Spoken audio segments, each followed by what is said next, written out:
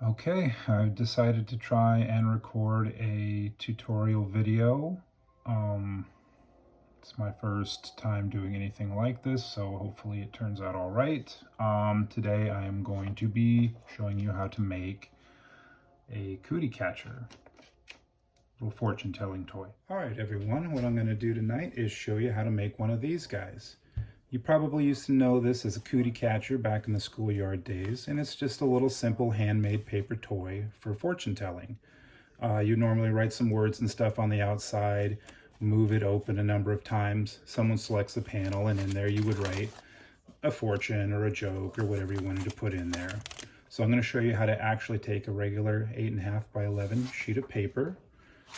I've got some regular white printer paper here. You could use notebook paper or binder paper if that's what you got. And we're going to turn this into this. So the first thing we need to do is technically we need a square.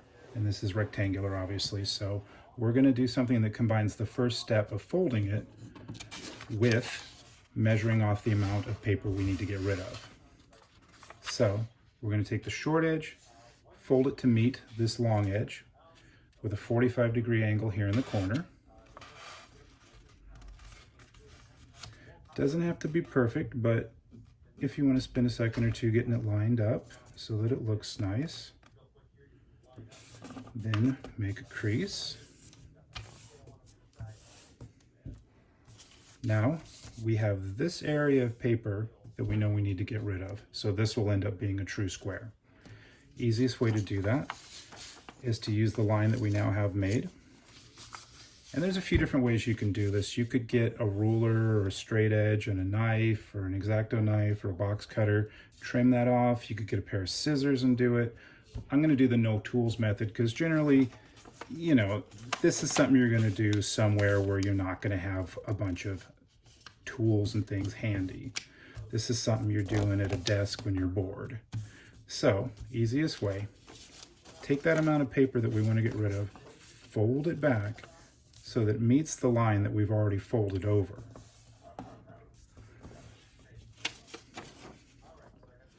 And then reverse it.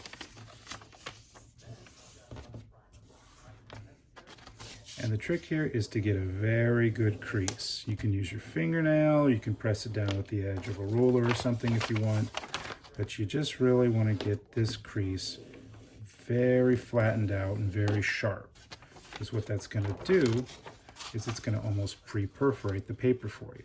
So you can start to tear it, and if you go along kind of gently and slowly, you can separate those two pieces in a fairly clean line. And this is the amount we don't need, so we just discard it. Now, we've already got our first fold done as part of our measurement process. Second fold, basically the same thing, just from a different angle. We're halving it so that the points touch, and we end up with two more 45-degree angle corners. Open it, now we have crease marks and a center point.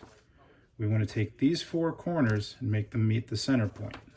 So we're going to fold each of those in.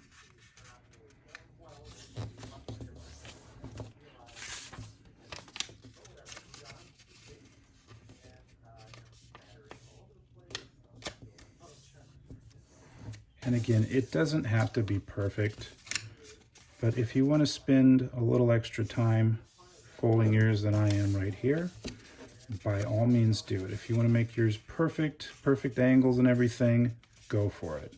If you just want to make something that's quick and fun and functional, go for it. But you're going to end up with something that's sort of this envelope shape with these flaps. We want to take this now, flip it over, so we sort of have a flat edge presented to us again, and we want to repeat that same process of folding the corners into the center point.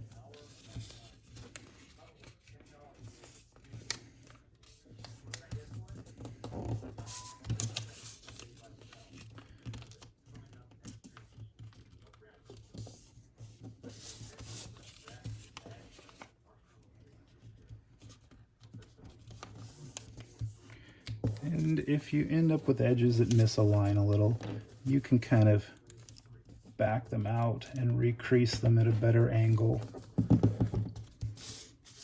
But it's still going to work either way.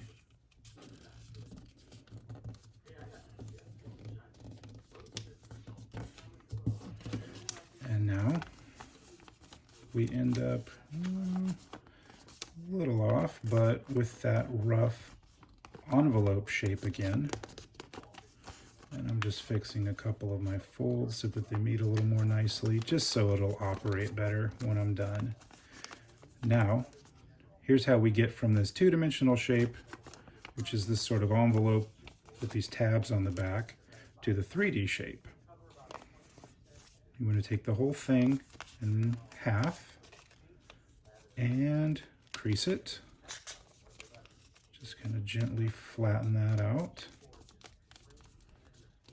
Open it, reverse the angle, crease it. And with those lines pre-creased, you'll end up with these sort of tabs or pockets. Move your fingers into those, and then move your fingers into those. And there you are.